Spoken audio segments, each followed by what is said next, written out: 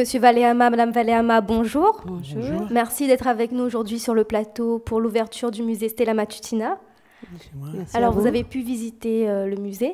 Oui. Quelles sont vos impressions? C'est bien, il a grandi, il a été bien refait, mais enfin, et il y avait beaucoup des hindous qui ont travaillé dans l'usine. Moi-même, moi, j'ai connu l'usine qui a été fonctionne depuis dans les années 60. Moi, je viens vendre des légumes ici. Le jour à la paye, il y avait un bureau juste à côté, là. Il fait la paye le samedi. Et bien, tu vends des légumes, tu mets les légumes à terre et les gens, quand ils prennent la paye, et tu viens prendre des légumes en même temps. Et donc, moi, bien vu, j'avais à peu près 12 à 15 ans quand l'usine fonctionne. Il y avait beaucoup de hindous qui travaillent dedans. Maintenant, il y a des photos de personnes. Il manque un peu parce que on a connu pas mal de personnes, il manque un peu. Mais c'est bien, il a été refait, mais dans le musée, quel billet, je crois, le billet musée, c'est un peu pour le tourisme. Mais il manque quelque chose pour le tourisme. Par exemple, au niveau les hindous, il y a un des statues Kali avec un grand couteau, un morlon, des tambours.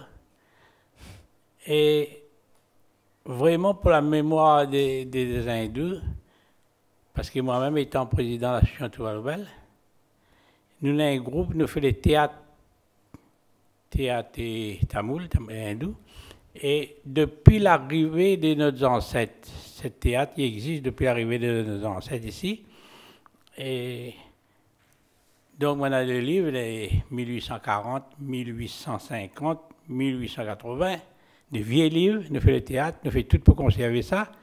J'avais l'occasion à poser ça dans l'Inde, Sri Lanka, Maurice, mais ici, la Réunion, n'est pas pris en compte.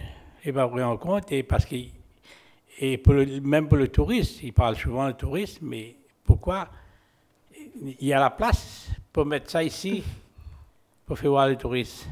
Mais c'est pas moi, un film ou quelques photos, ça, mais nous on a tout, hein. Mais il manque pour les hindous, il manque des choses. D'accord. Il faut ajouter. Mais par rapport à l'ancien musée? Oui, mais les terrefaits, les jolis, les biens, les terrefaits. Et vous, Madame Valéama? Pour moi, c'est joli, hein, c'est touristique. Un peu, pour moi, personnellement, je trouve que c'était un peu trop moderne. Un peu trop moderne parce qu'on a connu le musée ancien. Et c'était plus authentique, ça mettait plus en valeur les travailleurs. Surtout depuis Piton Saint-Leu, là, tous ces personnages-là. Et puis, il y avait des personnages qui représentaient la coupe de la canne, ceux qui travaillaient sur les turbines. On rentrait comme ça, on débarque sur un personnage comme ça. Là, on voit, comment dire, on a une idée de ce qui s'est passé, enchaînement quand l'usine était toujours en fonction. Mais pour moi, c'est un peu trop moderne. Donc une préférence pour l'ancien musée? Oui, parce qu'il manque beaucoup de choses, que l'ont enlevé. Hein. Et c'est pas manquer, ça nous fait perdre notre identité. Surtout nous, les hindous, toujours en train de chercher notre identité. Mais là, quelque part, on a perdu un peu notre identité là. Aviez-vous de la famille ou des amis qui travaillaient à l'usine? Ah oui, il y avait beaucoup de personnes, de connaissances, hein, à Piton Saint-Leu, parce que là, je vois les photos, il y a beaucoup qui ont disparu, mais ce sont des personnes que je connais. Hein. Par exemple, toutes les photos là, et il y a 3 cas de personnes que je connais. M'a pu côtoyer, discuter avec, tout ça. Donc ça fait des souvenirs? Ah oui, ça fait des souvenirs, c'est bien. Mais quand même, il manque, parce que je vois des personnes qui ont travaillé ici, mais je ne vois pas de photos, ils sont des vieux, moi bien connus. Hein.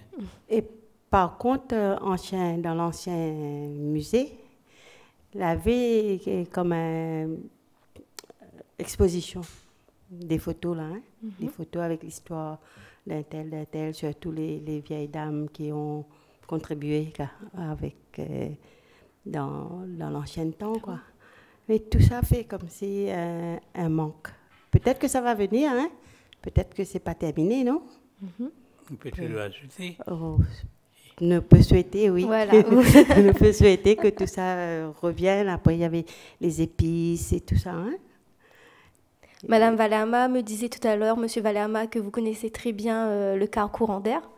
Oui, Vous pouvez nous parler un peu? Ah oui, parce que dans les années 60, moi, j'étais maçon poisson. Et de 16 ans à 18 ans, et moi, je ne conduisais pas. Donc, moi, j'étais pas en quart courant d'air pour aller à Saint-Paul, c'est assez le poisson.